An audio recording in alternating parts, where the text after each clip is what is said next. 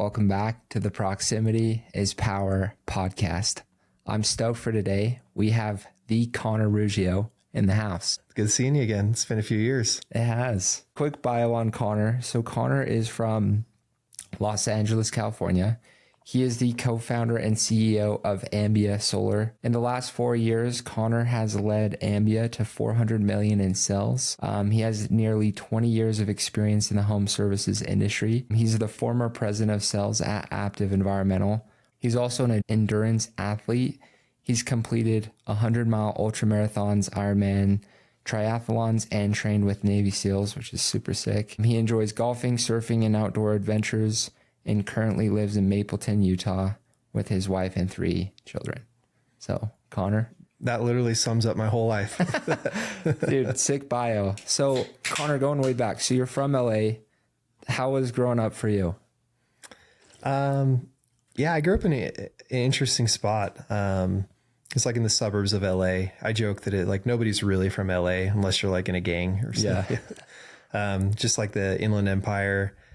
The city I lived in, it was kind of like in the middle. Like there were some very wealthy people, like some kids in my high school drove a Maserati to school.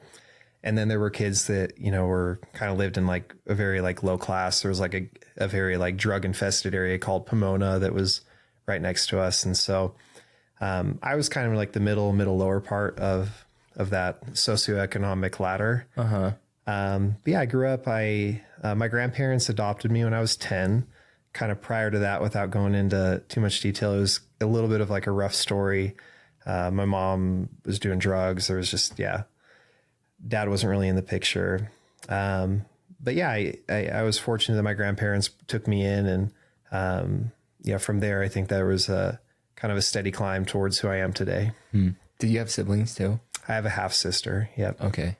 And growing up, what were you into?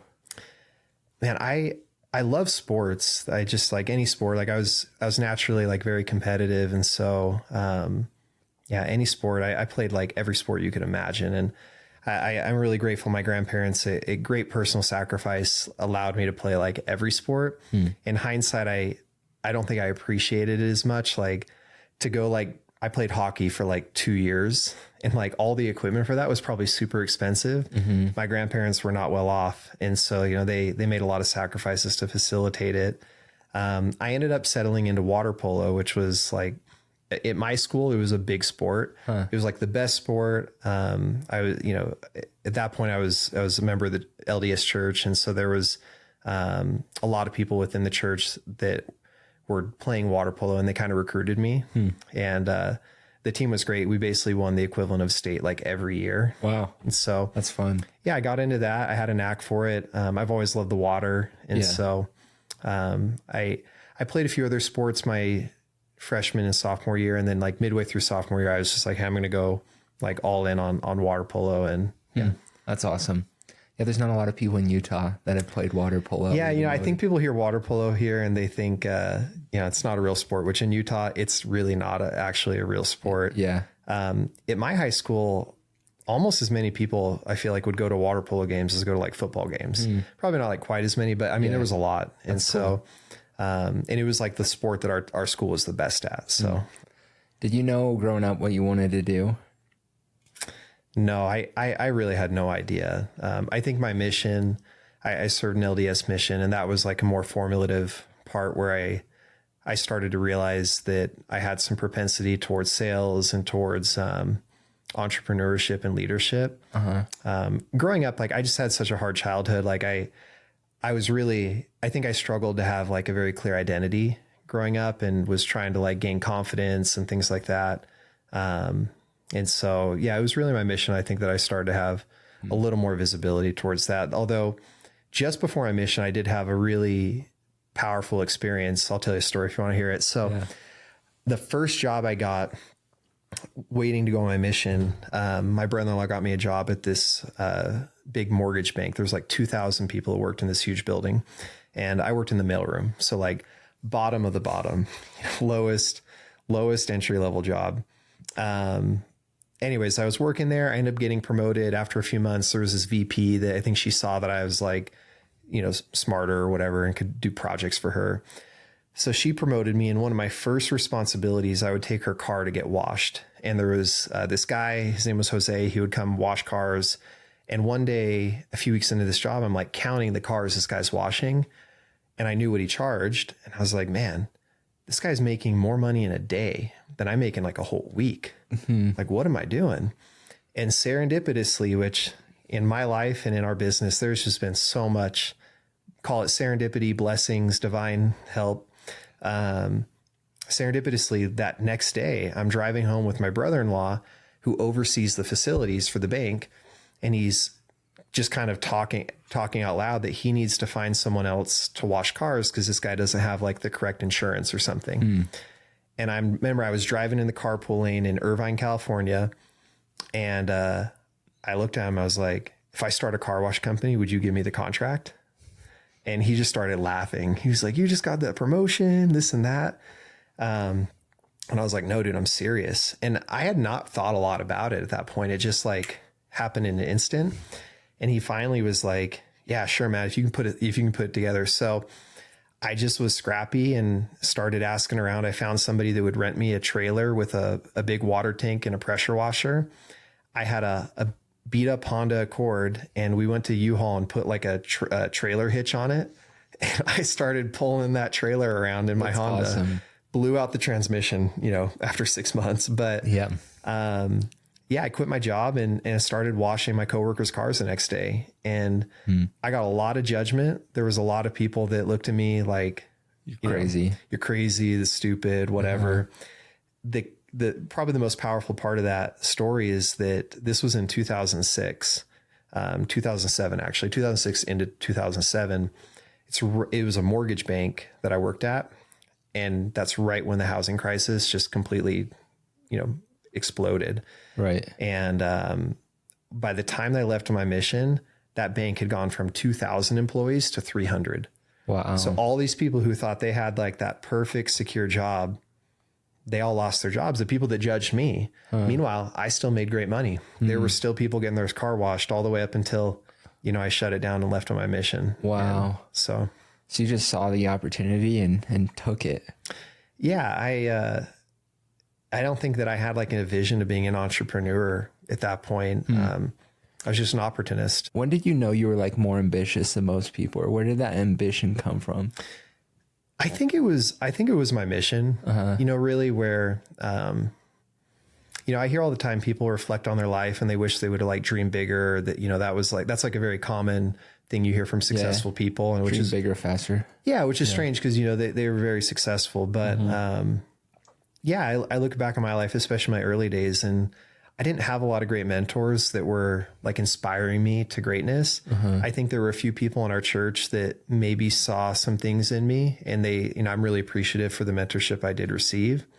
But it was my mission, and then a mission president I had that it was kind of one of those things where like, I didn't have a lot of ambition. In fact, to be honest with you, I hated people on the mission that wanted like leadership positions. Like it really bothered me. I was like, that's like not the reason you should be out here in the first place. But I worked really hard. And because of that, and I think I had some natural aptitudes, I had a lot more success than pretty much everybody else.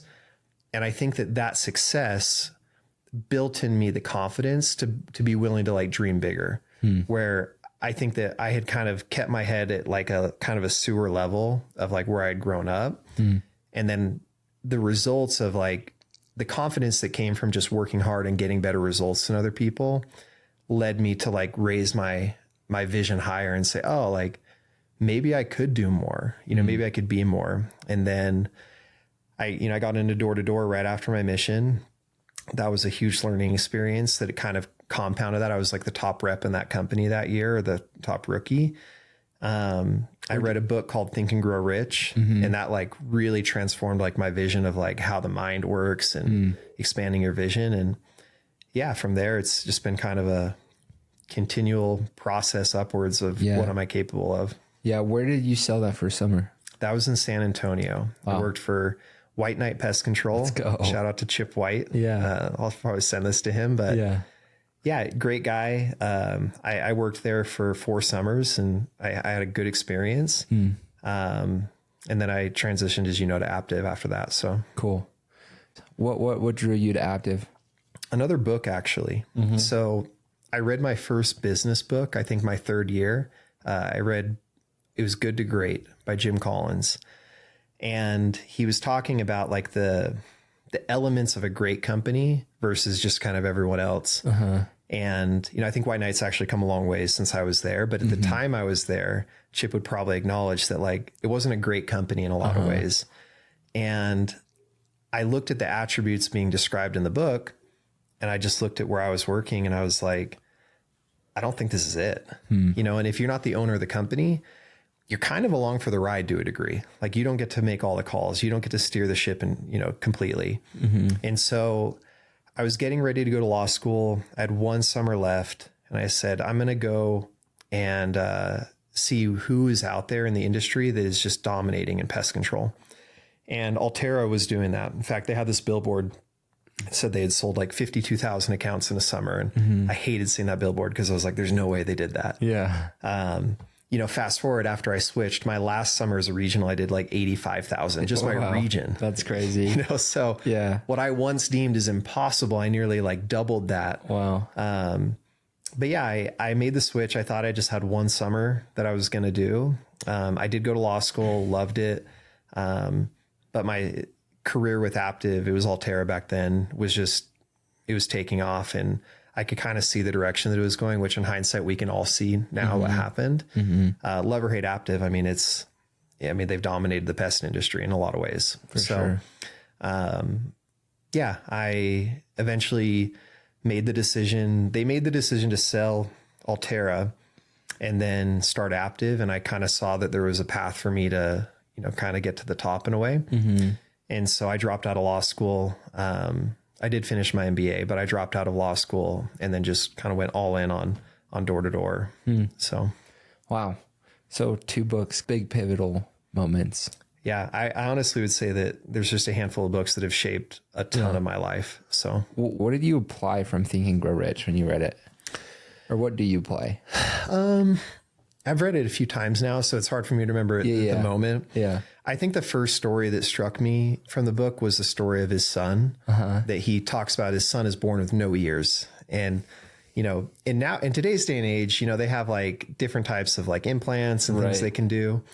In 1920 or so, whenever that happened, you're kind of screwed. Yeah. Like you can't hear. You're not going to likely have a great life in that type of a world. And he just said that he fixed his mind to the idea that his son would be successful and live a normal life, which is an absurd thought. And then serendipitously, through all of these like seemingly crazy circumstances, it just happened. Yeah. And that was kind of the big takeaway in the book for me, was that I think our minds are capable of doing so much more than what we comprehend.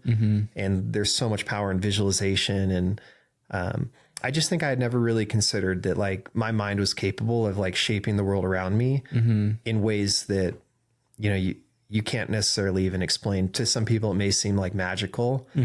I don't think it is magical. I just think that we don't comprehend it. So for sure. And so many people just don't even use their mind to its full potential, or even tap into even close to what I don't think any of us do. Yeah. So you start as a rep in door to door, and then you transition to leadership, recruiter. What did you learn? Because how many years were you in the pest control industry? Yeah. So my first summer was 2010, and my last year summer was like 2020. Yeah. Basically. So 2021. So 10, 11 summers. Yeah. Like probably 11 summers, I would say. I think there's different lessons you learn at like every phase of the progression. The first lesson was like, there's so much grit that can be developed through doing hard things like door to door. So like on a personal development standpoint, there was a lot of that for me. Once again, gave me an opportunity to build confidence that first year of like, okay, I can be successful. I can create something from nothing. After a few years, you kind of learn the lessons you're going to learn from that. And then it became more of like managerial lessons. And, I think that I had a lot of good intentions early on as a manager, but wasn't a good one, you know, in many ways. I think at the time people liked working under me, but I look back on it in hindsight, I'm like, I could have helped those people so much more. They could have been much more successful had I been better at management. And then it kind of moved into like managing managers and then recruiting. And eventually I got to the point where that year that I did 85,000 accounts, I was kind of bored. Like I felt like I had become the top recruiter, had kind of dominated within the pest space, at least, you know, from what I could see. And I don't say that like arrogantly, but like, there wasn't a whole lot more I felt like I needed to like try to go improve. I've always been someone that kind of has a chip on my shoulder, which you know that about me because you worked at Aptive. Like I was not the most friendly person, like super competitive, very competitive. Yeah. Like I'm not here to be your friend. I'm here to win, you know? And so after that, you know, I kind of was getting bored and I decided I really wanted to use more of the skills I had gotten from like my MBA program and then prepare for my long-term goal, which was, you know, to actually like run a business, be an executive. And so I took a pay cut. I volunteered to, you know, take the president of sales position and learned a lot in that. And then I had the idea to start Ambia. So, wow. How has it been transitioning to Ambia and that whole process the last couple of years? Yeah. I mean, we got into solar at kind of the peak, like where solar was just like killing it. You know, you remember those days where like everyone was going all the top reps at Aptive were going on blitzes to do solar. And so I did a deep dive to understand like what's going on with it. And the more I looked into solar, the more I was intrigued. In solar, it just seemed like this trifecta where it's like great income opportunity, good for the environment, great for the homeowner, you know, if sold ethically.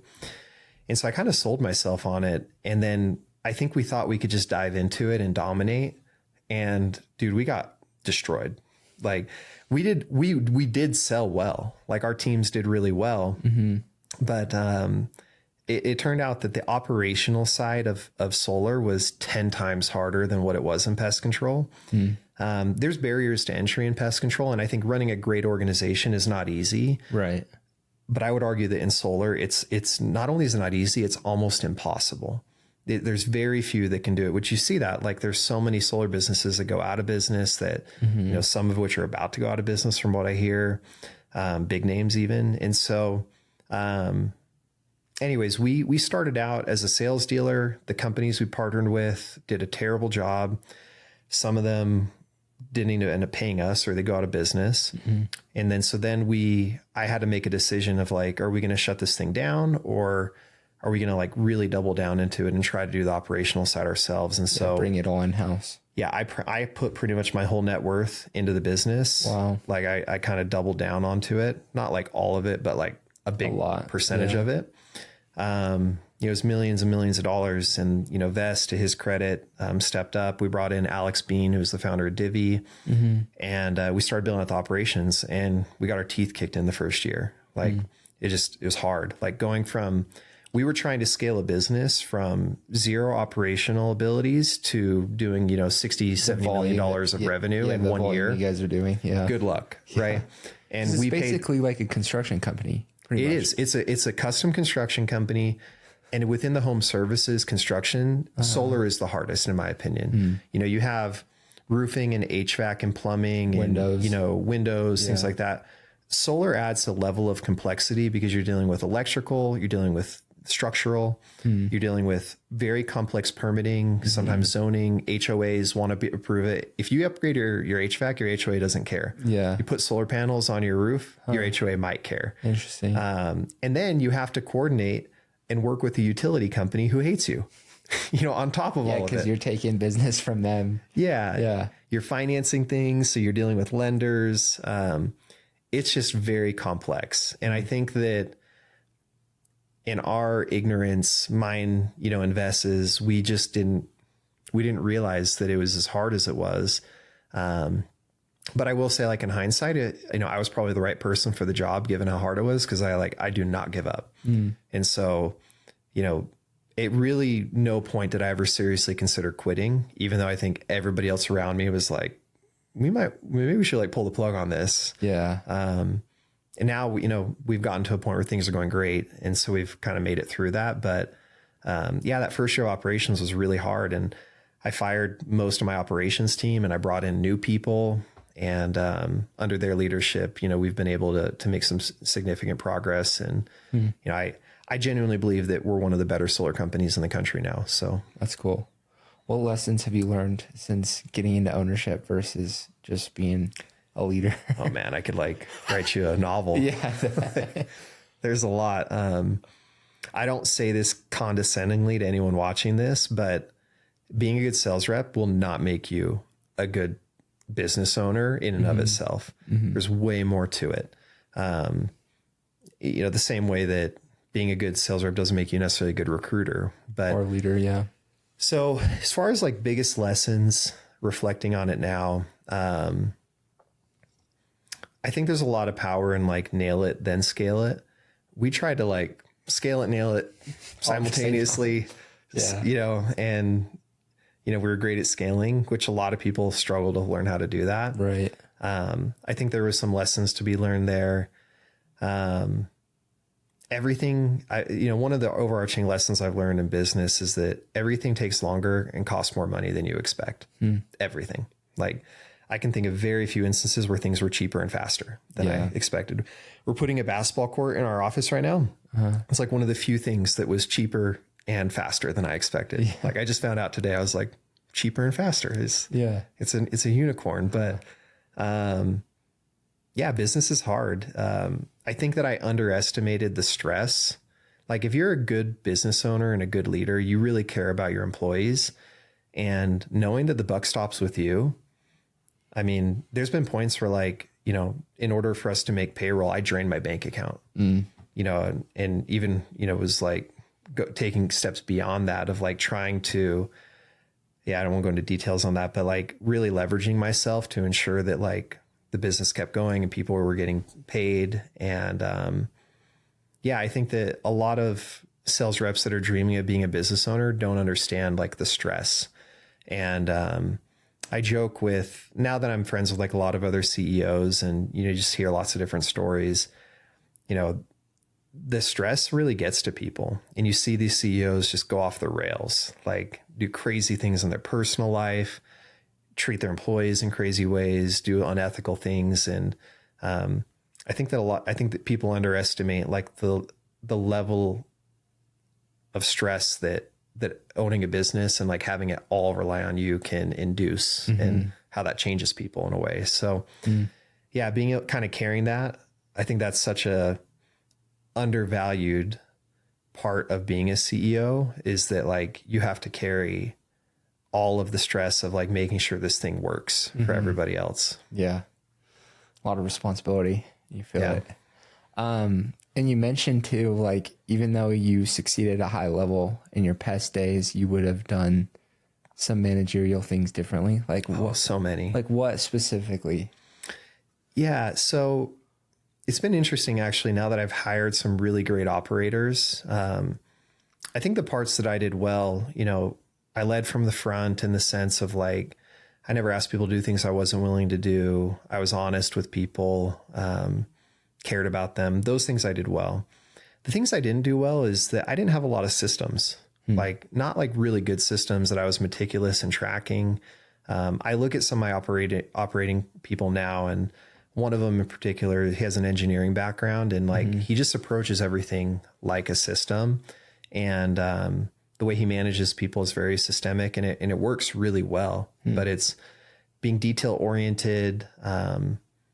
And so, I mean, if I could have combined more of that with the things I was naturally good at, which was like having good intuition for people, rallying the troops, you know, training people, those things I was good at. But man, like if I could have been more data oriented, tracked more, there's a lot of things that I could have done better. And so anyone that's in that position is listening to this, you know, if I would just step back, and if you're, part of the problem that held me back as well was that I was the most successful within my company. So that kind of limited my vision of like what was even possible. I remember that I came over to Aptive that first year, and, our team did 3,600 installs, which was like the most ever to that point. And I thought that was like groundbreaking. And now there's teams I've heard that have done like, almost double that number. And so, yeah, I think you just put a cap on what you think is even possible. Yeah, that makes sense. And then as you started to make money off your mission and stuff, were you like a big spender, or what was your like philosophy on the money you had? Yeah, I'd say somewhere in the middle. Yeah. Like I do prescribe to the philosophy that you can't take it with you. Yeah. And so I don't plan on leaving a lot of my money to my kids. Why?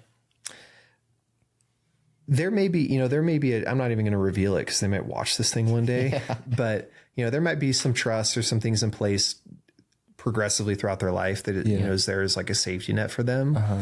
But I'm a big believer that like, you got to have the motivation and like the drive to go get your own in life in order to experience all that there is to, like, the best things in my life have been the hard things. That's why I go do these races or like go get beat up by Navy SEALs for a few days, is like hard things are the best things. And, trying to provide for yourself financially is hard. So having to make your way through life is hard. Yeah. And I want my kids to actually benefit from that. But as far as spending goes, I was very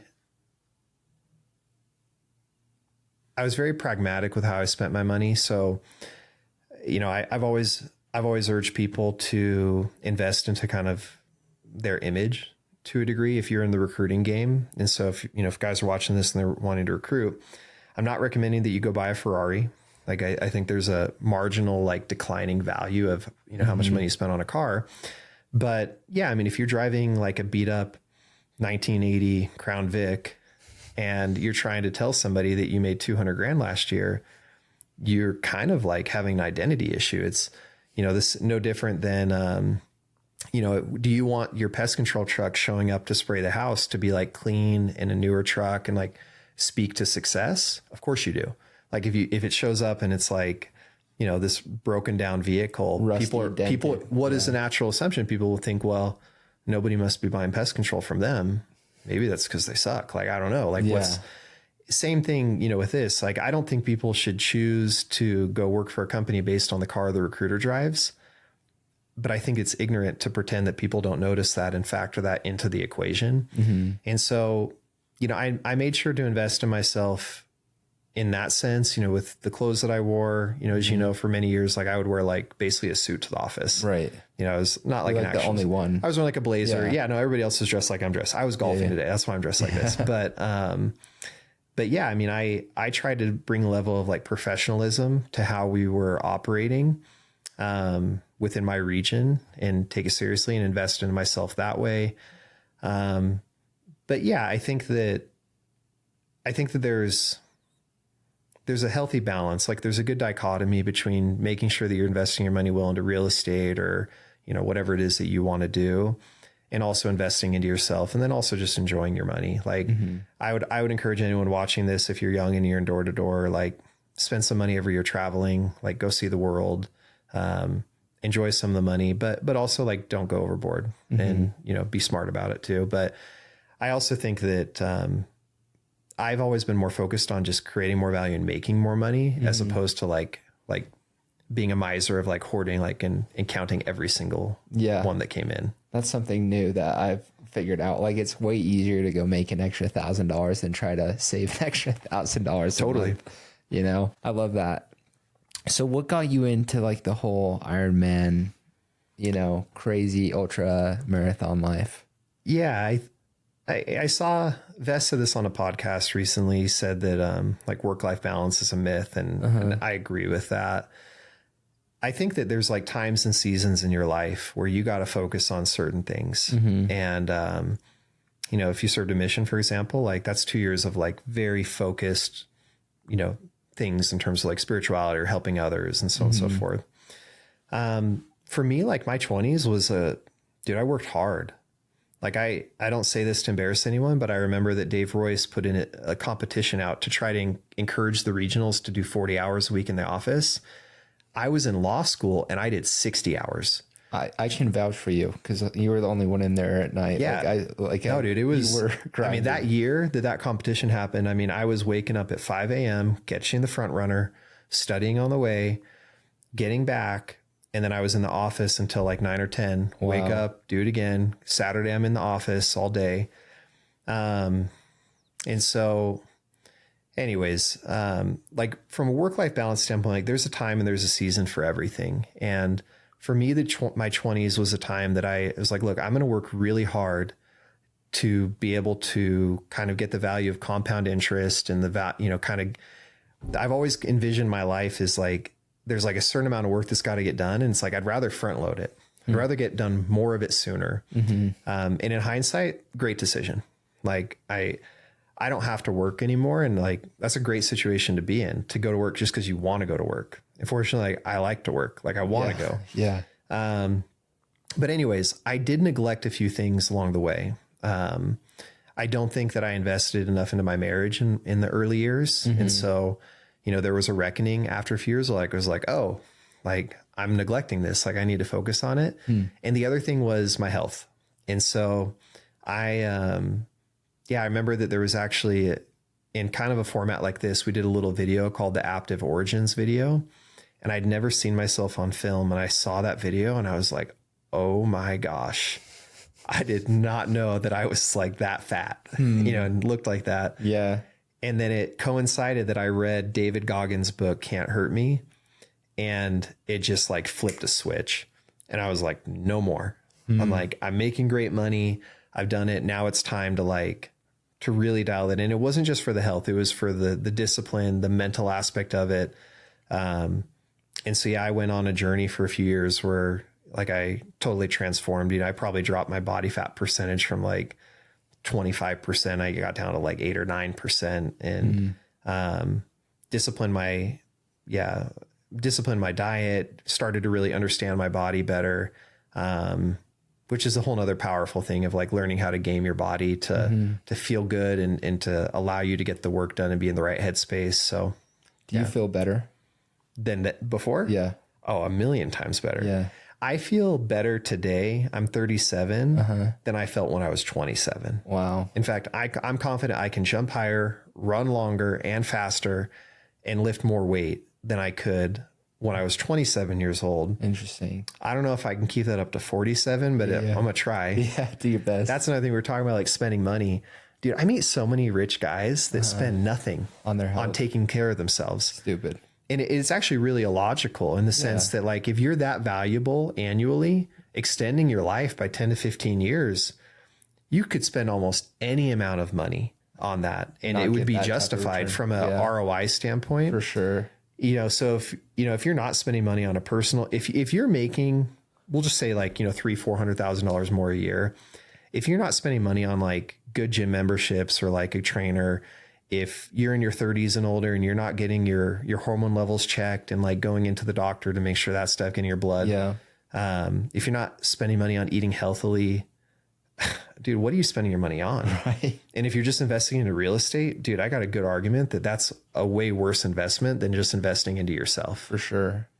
No, I was listening to Larry H. Miller. You know, he built the Utah Jazz, a bunch of car dealership in Utah. Like he's a huge business juggernaut and he didn't prioritize his health at all. And like in his autobiography, that was like his biggest regret. And his family was mad at him too, because he died, you know, 20, 30 years premature. Yeah.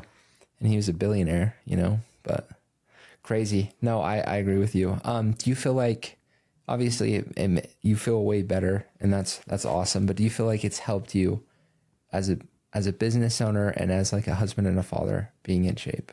For sure. Yeah. I mean,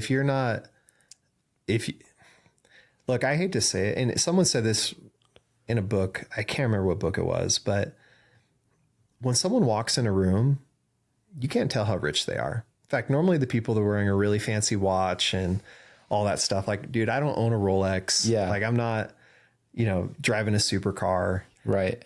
the people that do those things are normally not the wealthiest. When somebody walks in a room, you can't really tell how wealthy they are.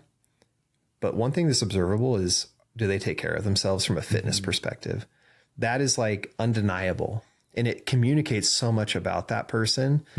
And yeah, look, I interview tons of corporate positions, and that is something that I look at. It's like, does this look like someone who actually like is disciplined, takes care of themselves, and if you think that people aren't judging you for that, you're wrong, For sure. I was just listening to a podcast, and it talked about how like so many young guys, their first like goal is to go get their wife or go get married and like go find the one for them. Right. He's like, screw that. Like, don't do that. Like your first step, if you're in your late teens, early 20s, is go get super fit. Go get as fit as you can. And then the second step is go get rich. Go get fit. And then once you have the confidence, the discipline, then you can go crush it and go learn a skill. Yeah, I did it kind of reversed. Yeah. I got married, then I got rich, then I got fit. Yeah. But his whole thing was like, look, get fit and then get rich, and then you can get any girl you want. Yeah, I get it. I would just say make sure you knock all three of those out when you're 30. Yeah, I love that. Okay, so right now you're a husband, you're a father of 3, you own Ambia, you're doing ultra marathons and all these different things. How do you do it all? Just one at a time. Yeah. So like this year, I'm not really doing a lot of races. I did a half Ironman for fun. Did it with Donnie, cool. Donnie's president of sales. He's like my little brother. I am looking at some 100-mile races near the end of the year, early next year, but this was a big year for Ambia. There were some changes that were happening in the tax code with the election that I kind of foresaw were going to happen. And, this was a year kind of for us to really like rise up. And so at the beginning of the year, I'm a big believer that every year you can normally only have like 1 or 2 real goals for the year.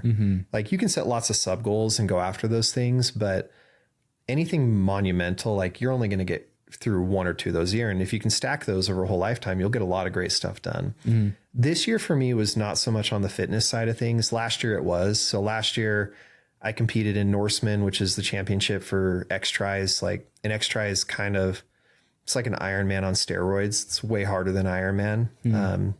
So I qualified to go out to Norway, did that race. A few weeks after that, I did the Navy SEAL training. And so last year was very much like about that. Even the year before that, I did like the 100-mile race and stuff.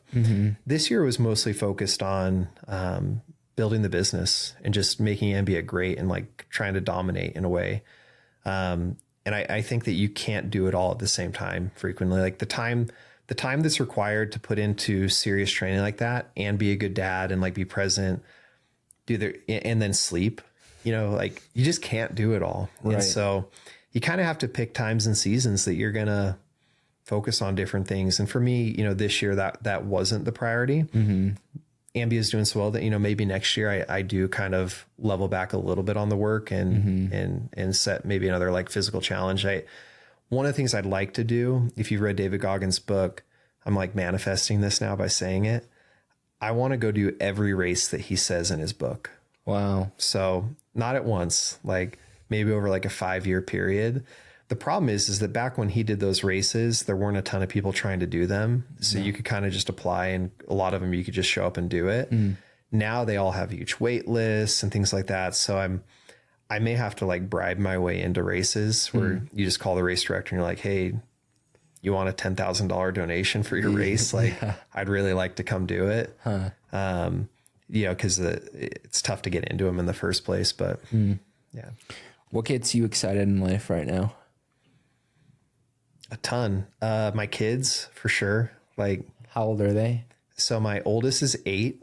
His name's Rowan. He's a bookworm, which I was a bookworm. Like that was something that like I retreated into in the midst of like, this like horrible childhood was, I read a ton of books and he's an avid reader. He, for an 8-year-old, he's like downing like a major book a week, like just flying That's through awesome. them.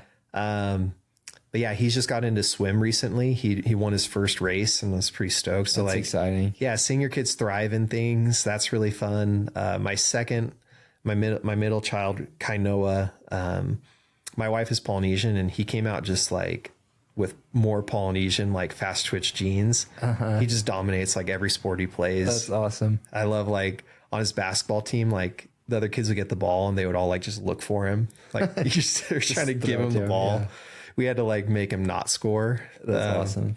But yeah, I get really excited about my kids. I love being a dad. I just get like, honestly, like I get excited about the future of our business, that we've made it through so many hard times. And now it's kind of like, what else is out there? Yeah. Like, you know, so we've learned a lot. I think we're really well positioned to grow. And I love giving people a platform to grow an organization, to make great money, you know, and just making a great place to work. We have very little turnover in the corporate area of the business. And I think that that's a reflection that, and in sales, we have very little turnover as well. But in fact, like almost all the groups that have left us have come back, which I think is a testament that, you know, that they did like working there. Right. Even at the moment they left, they thought they didn't, but later on they did. But yeah, at a corporate level, we lose almost no one. I think people just really like working there. That's always my dream. Like our mission statement as a business is different than a lot of mission statements. Our mission statement focuses first on like just being a great place to work. Whereas most companies kind of talk about customers first. And look, I care about our customers. I'm just not delusional enough to believe that like Ambia is going to be something that like radically transforms my customers' lives. Right. It will transform my employees' lives though. And so trying to put that as like the first purpose of the business of like just being a fantastic place to work that people love to work, I think then trickles down to our customers. And yeah. That makes sense. Yeah. You take care of customers, they'll take care. I mean, you take care of your employees, they'll take care of the customers.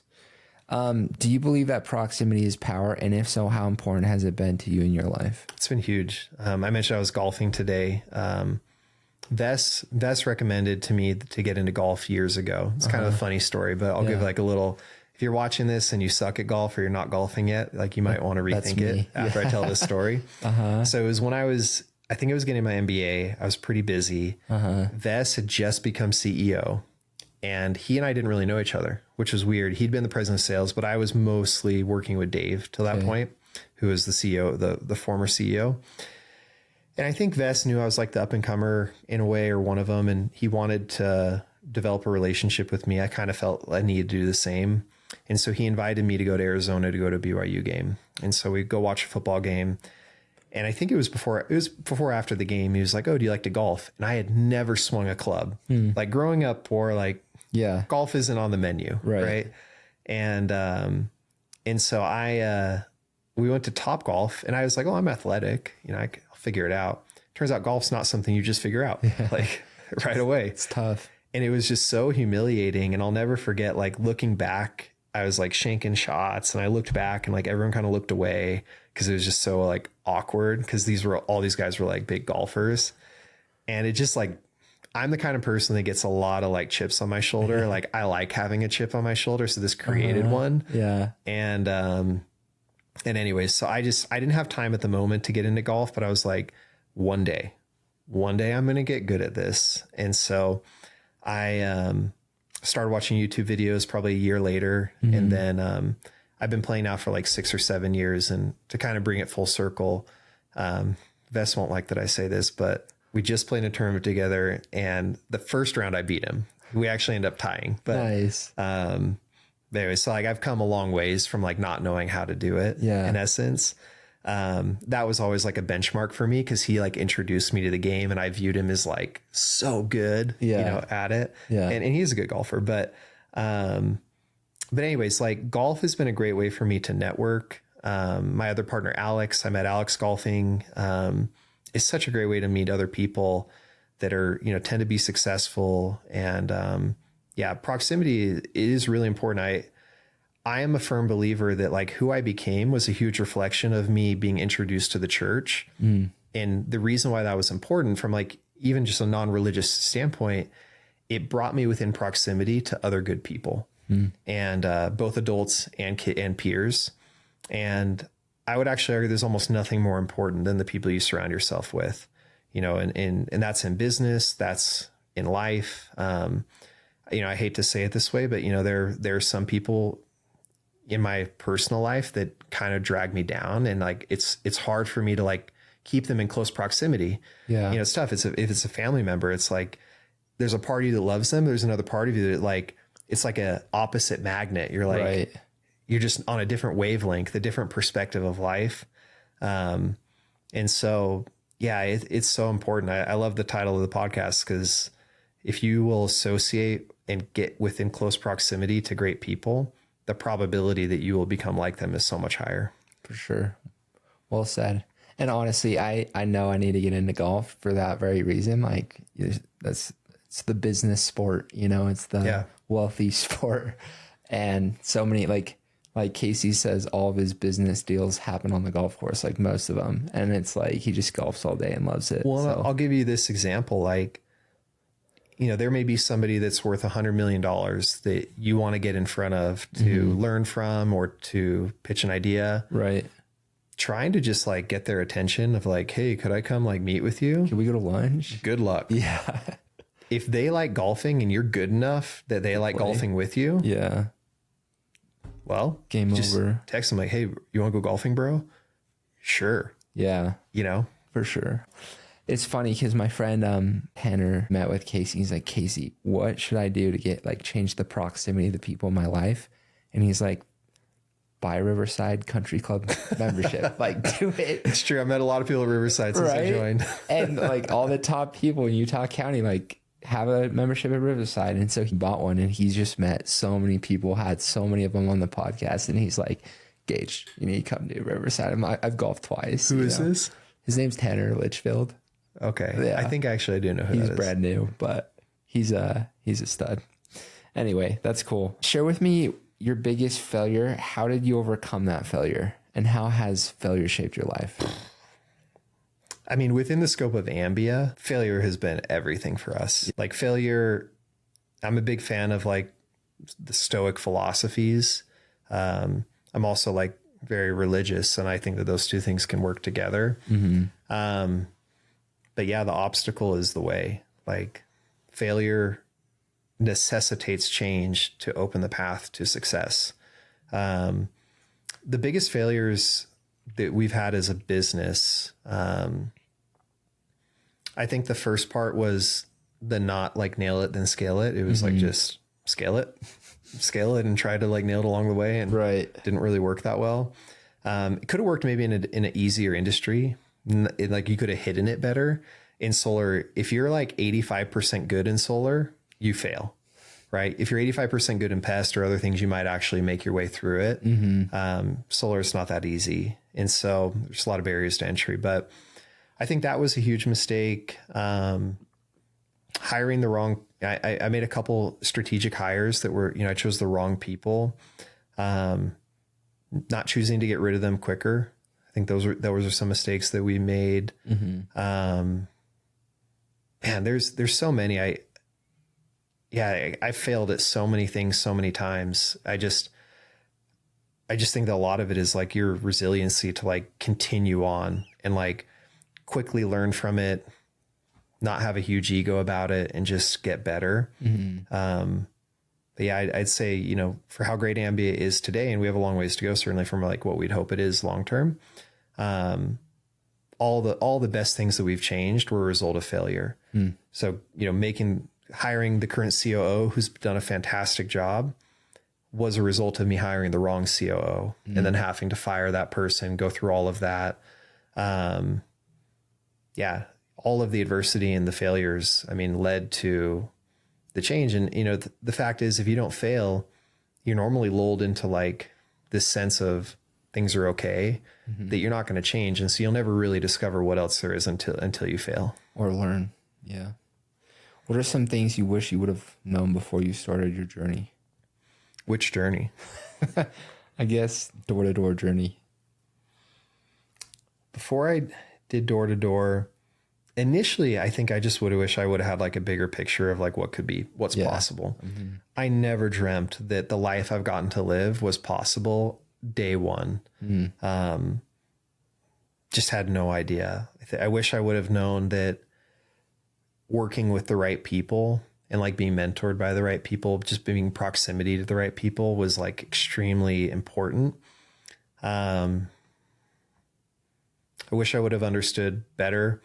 I kind of discovered it. The most important lesson I learned my first year was the power of like visualization, but I didn't understand exactly what it was. It was kind of accidental.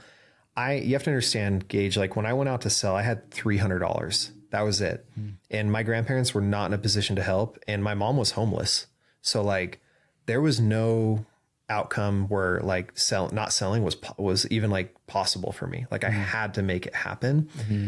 And because of that, dude, I would get down on my knees and like vehemently, like the word I had is like viciously pray. Like I was like kind of vicious, like begging God, like, please help me. I need help today. Like I can't not get sales. And dude, that changes your behavior. It changes your mindset. I think it does even other things we don't understand. And you know, I was thinking of it as prayer. You know, it is kind of a combination of prayer, meditation, and visualization is what I was doing. And I didn't understand it. It just worked. And I found it was interesting that like the days that I would get off of my routine and I wouldn't do it, not nearly as successful. And it was like very, very obvious in that. So I think if I could have understood that better, you know, I didn't ever listen to anyone articulate it the way that I've just done. I think I would have studied that more and put that into practice better. Do you still visualize? Yeah, I've gotten a lot better at it. And especially this year, I've really dialed it in. So I teach this to our sales reps all the time. So I'll share it with whoever's watching. Day One is my favorite app for journaling. So I hate writing. I'm left-handed and like, I just like drag the ink. Plus like, it's hard to like search anything or like reflect. You can't add videos or pictures to it. So like, I'm a big fan of digital journaling. But Day One is on my app. It's on my computer. So what I do is I wake up in the morning. I built a separate office in my house. So it's like a pool house. Upstairs is like a huge office. Sweet. It's quiet. I wake up, I go and I just start journaling. First things to come to mind. I don't always have like a definitive, like what I want to talk about. Sometimes it's random. Sometimes it's what happened yesterday, whatever. But I just kind of write for a few minutes, nothing crazy. Then I write out my goals for the day or for the week or whatever, like context of planning that I'm thinking about. And then I do visualization. And the visualization is talking about it as though I've already done it. So if I set goals for the year of like, Ambia is going to hit $100 million in revenue, and we're going to, you know, have done this and got this award or whatever else. The visualization component of that or process is that I write about it as if it's already happened. It feels amazing to have stepped onto the stage and just, you know, gotten this award for the company, or like we just finished doing our year-end financials and we hit the number. You talk about it, and it, for me at least, it almost is hard to do sometimes because you feel a little audacious. It's like almost like it's hard to say it out loud because it's like hard to believe that's going to happen. Which I think is part of like what makes it so powerful is like once you actually do it, it just moves you in the direction of having it actually occur. And so, yeah, basically it's like journaling, writing out goals, writing out the visualization of it. And then for me, it's like just saying kind of like prayer and like just being like quiet in my mind, like thinking about it, trying to kind of commune with whatever you want to call it, God, the universe, you know, and then you just got to go get to work. How many goals do you do a day? Totally varies. Okay. So my goals vary based upon like when I'm doing the, you know, the planning. And anyways, that's a longer answer. I would say I normally have 5 to 10 like action item goals that I'm trying to knock out in a day. And some of these things are like hard to say it's a goal. It's more of like a to-do. Right. But yeah. Cool. And then you visualize the bigger goals? Yeah. Sometimes I visualize small ones too. Okay. Sometimes the small ones are the ones I just hate doing. So like visualizing already having done it, it's pretty effective. But yeah, especially the important ones. What are some of your favorite habits? I mean, I just think having like a really strong morning routine. And you know, you see like Jocko Willink and other people on podcasts, they'll say that like, you got to wake up at 4 a.m. or you're a chump or whatever. I don't agree with that. What what I would say is that you need to be disciplined in consistency of like that. You generally wake up at the same time, you do the same things. And so, yeah, I think for me, most important habits are kind of the morning routine. Like the days that in full transparency, I'm probably like 80% that like I really get through like my full thing on a daily basis. Traveling kind of tends to throw me off sometimes when I travel. But the days that I get through my morning meditation, journaling, visualization, setting my goals for the day, when I go through that process, exercising, and then beyond that, I would say just making sure that I am staying on top of like taking my supplements, and I'm at an age where I take like hormone stuff. Like, it's still like getting my body to produce that. I'm not taking like straight testosterone yet, but I found that that's really important of just making sure I'm consistent. There's a lot of nights where like, I'm just exhausted and I don't feel like going into the kitchen to like do it. Cause one of them's like a little injection. Oh, really? It's like, I don't want to go do this. Yeah. But yeah, like making sure I stay on top of that. Aside from that, going to church every week, like there was a period of years where I was like, I'd go, but like kind of just when I wanted to. And I've actually found that that's really healthy. And so weekly, my wife and I, we're not perfect at it. We try to do an inventory. That's a really important habit that I found makes our relationship much better, is just spending an hour. Just, it's kind of nice using that office I mentioned. Like it's quiet. We tell our kids like, go away, like go do whatever you want to do. Right. And we just sit and talk and we go through some questions. We rate things like on a scale of 1 to 10, there's like 6 questions we ask ourselves each week. Cool. Yeah, I wish I could tell you I had like way more habits, but I'd say those are like the ones that if I just did those, I think I'd be really happy and successful. I agree. And I find the same thing. Like when I do my morning routine, I'm way more on focus. Like my day goes so much better than when I don't. And then especially if I go like a long time without doing that, it's bad. Yeah. It's really easy to get distracted by other things, you know, when you don't. One of the things I hate the most is when I go through one of those stretches for like, it's like months. It feels like I've had a few of those in my life where like months went by. I didn't journal a dang thing. I was totally just like waking up and just like reacting. Right. And I think that's kind of the difference, is that having a really good morning routine and this visualization and meditation and planning, it makes your life feel so much more under control. And looking back on life and feeling like you just lost 6 months and you don't remember hardly any of it, and you just were like trying to survive. Yeah, not good. It feels like such a waste. Right. Yeah. What's something you've done that we should all do? I mean, all do. There's some stuff I've done that you should do, but not everybody watching this should probably do. How about do those then? I think you should go do SEAL Fit. I've heard they might shut it down, but I went and trained with Navy SEALs for 50 hours nonstop. It was like Hell Week. Wow. And SEAL Fit. Dude, it took me to the brink. Like it was brutal. Yeah, I thought I'd done some hard stuff before, and like most of the people in our group did not make it. Oh, man. I like almost did not make it. I was like 2 minutes from failing this one thing. Really?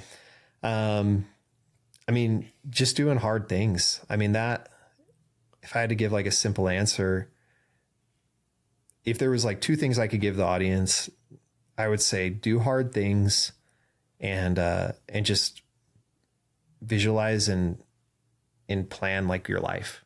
Like, and if you just do those things alone, you'll be so far ahead of the competition. But most people choose the path of least resistance. They don't do hard things. They're not proactive and methodical about how they live their life. They're not really visualizing and dreaming of anything big and going after big goals. And it's such a shame because you just get one life. So you might as well try to do some cool, audacious things with it. And you know, if you listen to this and you're going to do the visualization thing, if you're visualizing like big goals for the next like month or year or whatever, and it's hard and it's not hard for you to like do the visualization, like to write it out, I would argue you're not like stretching yourself enough. Like the goals and the visualization needs to be difficult enough that it almost feels scary to write it down. Yeah. Like set impossible goals. Yeah. Impossible timelines. I wouldn't say impossible, but hard. Ones that make you uncomfortable. Yeah. 3, 2, 1 pivot. What are 3 books that have impacted you the most and why? 2 people and 1 quote. I mean, look, based on this interview, I would say that the 3 most important books that affected me were the books we talked about. And I'm not saying those are my favorite books now. Yeah. I'm just saying that they probably impacted me the most. Yeah. The first one was Think and Grow Rich. The second one was Good to Great. And then the third was Can't Hurt Me. And yeah, I mean, one of them was like Power of the Mind, kind of a sales book in a way. The second one was a business book. And the third one was like more of like a physical mindset book. Right. So I guess all 3 of those were great. What was you said 3, 2, 1. What was the second one? 2 people. 2 people. Man, that is tough. There's been a lot of people. 2 people that impacted me the most. I would say I'm just going to lump my grandparents into like one person because if I give one of them, like they'll be offended. Yeah. But them like choosing to take me in and giving me stability, introducing me to the church, that was like tremendously impactful. The second one I would actually say is just kind of a conglomeration of the people in the church. Like the church provided me, and regardless of how you feel about the religion, like, dude, I don't care. Like I know all of the things about the historical things of the church that cause people like not to want to be associated with it. But I came from nothing, and the church gave me a medium to have proximity to great people living a quality of life that was so far beyond what was in my immediate grasp. I owe so much to that. And so, yeah, I think the people like I would say like the 2 people, and it's like a lot of people, right? But yeah, it was my grandparents. And then, it was the people within the church, mission president, people like that inspired me to like dream of what was possible, that, you could live a great life, you could be successful, you could have a great family, you could be happy. And when you don't come from that, it's hard to know that it's even possible until you've seen it. So, and then what's cool. The one quote that you live by or has impacted you the most? Probably my favorite quote is, fortune favors the bold. And, at times I've been I'm more introverted. Sometimes it's hard for me to like be bold in that way. All the good things in my life though have been very bold. So I love that one. Yeah. What's the best advice you've ever received? So there was a guy who recently passed away, a guy I met at church. He was my young men's leader.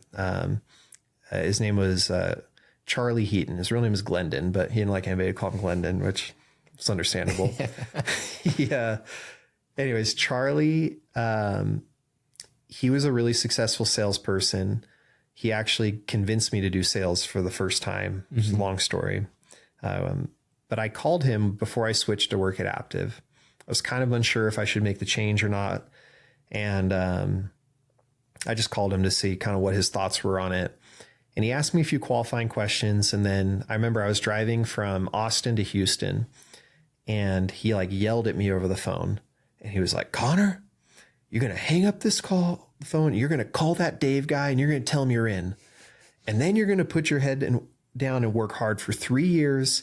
And you're not going to question anything, and you're going to like just make the most of it. And after 3 years, pick your head up and reevaluate." And I was like kind of taken aback by like how much, like he got really intense, and he normally wasn't like that. But I did that. I literally hung up the phone. I called Dave Royce. I said, "Hey, I think I'm going to switch to your company." I'd ghosted Dave for 9 months, by the way. I was like, "I think I'm going to switch to your company. I've been looking into it. I've come to my own terms. If you want to fly me in, we can talk." And then I went in and I worked hard for 3 years. I didn't question the decision. I went really all in on it. And after 3 years, things were amazing. But, if I had questioned after year one was really great. But then a few months later, Todd Peterson declared war on us and was throwing huge bonuses at everybody. Right. And almost all my guys were like on the brink of leaving. Yeah. Had I not had that like conviction to like really stick with it, I might have been more swayed. But that's the thing. If you want to be a great leader, you got to have your feet firmly planted. You do. If you're constantly swaying with the wind, nobody wants to follow you. Even if they like you, they still think you're weak. Even if they don't know it, like subconsciously, they think that. So yeah, you got to know where you're going. Otherwise, how are they going to have certainty in following you? So yeah, I would say that advice of that advice of just put your head down and work really hard for 3 years. And I think that's a good interval. Like 3 years of hard work in something is enough to figure out if it's the right thing to be in. Yeah. But it's not such a long time that you waste, a ton of your time if it's the wrong thing. I think that's really great advice, right? Like so many, especially in our industry, like door-to-door reps, it's like one summer, Yep.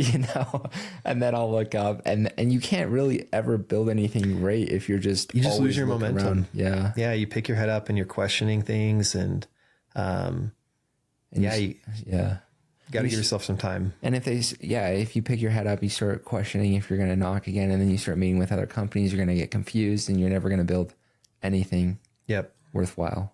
So that's awesome. Last question. If you had the world's attention for 2 minutes, what would you want them to know? Man. I mean, I could think of a lot of things I'd want them to hear. I feel like the world today wouldn't listen to a lot of it. So a message that I think that would be received.